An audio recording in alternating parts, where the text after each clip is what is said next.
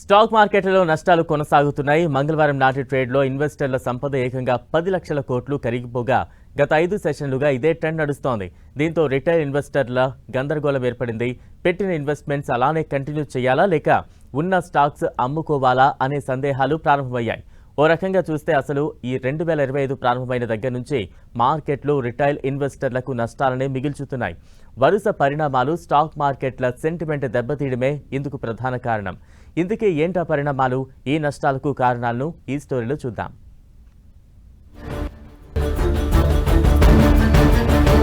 Stock markets ఢమాల్, లక్షల కోట్ల సంపద ఆవిరి, వరుసగా 5 సెషన్లు నష్టాల్లో.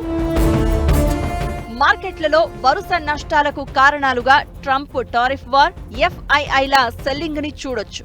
కార్పొరేట్ ఎర్నింగ్స్ వీక్ గా ఉండడం కూడా తాజా అమ్మకాలకు కారణంగా మరికొందరు చెప్తున్నారు. స్మాల్ అండ్ మిడ్ క్యాప్ ఇండెక్స్లు దాదాపు 3.5% నష్టపోయాయి. ఈ ఏడాది ఆరంభం నుంచి ఈ 2 ఇండెక్స్లు భారీగా నష్టపోతున్నాయి. Small and mid cap stocks మరీ రేటు ఎక్కువగా ఉన్నాయనే సాకుతో వేలియేషన్ కోణంలో ఈ సెక్టార్లలోని షేర్లను విక్రయిస్తున్నారు.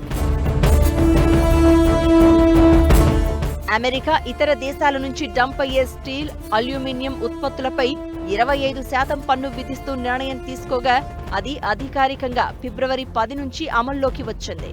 గతంలో అమెరికాలో ఈ 2 ఉత్పత్తులపై ఎలాంటి పన్ను లేదు. కెనడా, మెక్సికో, బ్రెజిల్పై ఈ పోటు పడగా మొత్తంగా ఇది ప్రపంచ ఆర్థిక వృద్ధిని దెబ్బతీసే చర్యగా విశ్లేషకులు ప్రచారం చేస్తున్నారు. మరోవైపు రూపాయి పతనం కూడా మార్కెట్లలో కల్లోలం క్రియేట్ చేస్తోంది. రూపాయి మారకపు విలువ ఇప్పుడు డాలర్తో 88కి చేరింది. ఎఫ్ఐఐలు దీన్ని క్యాష్ చేసుకునేందుకు విక్రయాలకు దిగుతున్నారు. అలానే ఈ ఏడాదిలో ఇప్పటికే ఇండియన్ ఈక్విటీల నుంచి $900 కోట్ల విక్రయాలు చోటు చేసుకున్నాయి.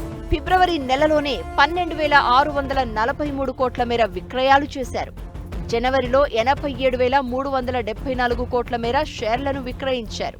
వీటికి మన కంపెనీలు 3వ త్రైమాసికపు ఆర్థిక ఫలితాలు ఆశించిన రీతిలో లేకపోవడం కూడా సెంటిమెంట్ ని దెబ్బతీస్తోంది.